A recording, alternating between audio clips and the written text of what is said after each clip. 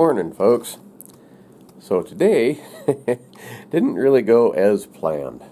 I took this wolf out yesterday, actually.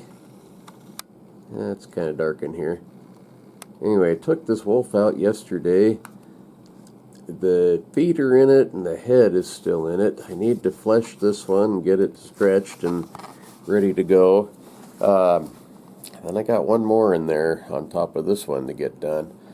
Hopefully I can get them done here pretty quick. I got a buddy that's heading down south to the tannery before too long. He's got two of them he needs to get done too. So to add to these 5, I'll have 7. He's got 2. Another guy, I think he has 3, something like that. Plus a bear and some other stuff he's taken, and I got that fox up there. It's going to be a pretty impressive load of furs, actually. But, like I said, I took that one out, I don't remember, last night, I think. Yesterday afternoon. It's still frozen. I can't really do a lot to it. The feet, I think, here in a minute, I can skin those, but I've already showed you that. The head is still pretty well froze. I've got a fire here in the stove trying to soften things, but I don't know. Not a whole lot going on today. I've been, like I said, just doing chores around the house and waiting on this to thaw. So, got a couple of stuff on here that I filmed the other day, and one of them's that Max axe. I might show you that.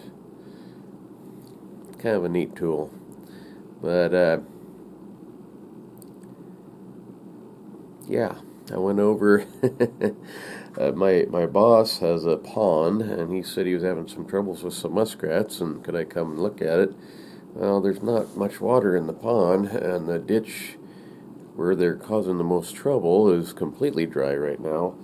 And muskrats are water animals. When the ditch dries up or the pond dries up, they'll leave. They'll be back as soon as there's water again, but they're not there right now. And so I went over there and I looked at that and found out there really isn't much I can do there. But here in a while, once he has water in there again, we'll probably go over there and catch some of the muskrats out of there for him. I did walk around and mark some of the holes and things that I can find that look like probably likely spots, but that's all a later time deal too. The fairgrounds is, like I say, it's fixing to open up here pretty quick. I gotta start doing stuff down there. But anyway, not a whole lot going on.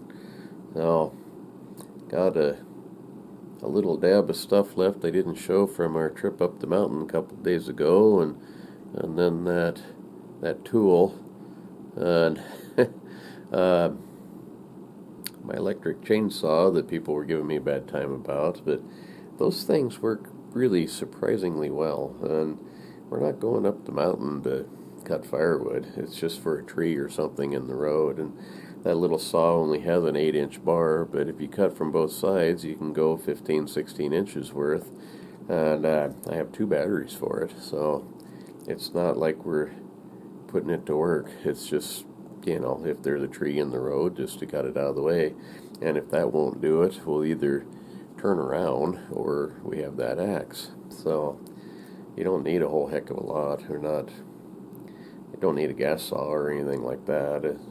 Those are nice, but they don't start sometimes too. The electric ones are probably just every bit as reliable. But anyway, show you that here quick. And I ain't got much, so see you folks tomorrow. Not a very exciting day. Bye. This thing, it's what they call a Max axe. What it is the military in the Jeeps and things, they always had a a saw and well, maybe not a saw, an axe and a shovel anyway, sometimes a saw. But mostly it's an axe and a shovel, and they called those pioneer tools. Well, this is the new and improved, updated Humvee version of a pioneer tool. It has a kind of a hard rubber plastic type handle, which I'm not real fond of that, but they are tough. They're very hard to break. It's not fiberglass. Fiberglass gives you splinters. I hate fiberglass, but this is more of a hard rubber plastic. This little square thing on here, on the end of it, that's what makes all the difference in the world with this thing. It's tapered, and it'll only go on one way, but you have a shovel. It's a little awkward to use because you got this blade sticking up. But again, it's just something you use for breakdowns and emergencies when you're stuck in the snow. We're not digging fence posts or digging ditches or anything with that. It's an emergency vehicle tool. Then you got this thing. This thing is actually a Forest Service firefighting type tool. It goes on here like that. What you got is you got a hoe, and then you got a kind of a rake at the same time. And this thing is surprisingly useful.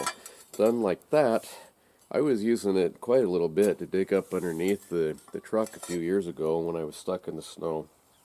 And it's great because you can stick it way up underneath and drag that out of there. It's like I say, it's a little awkward, but it works just fine.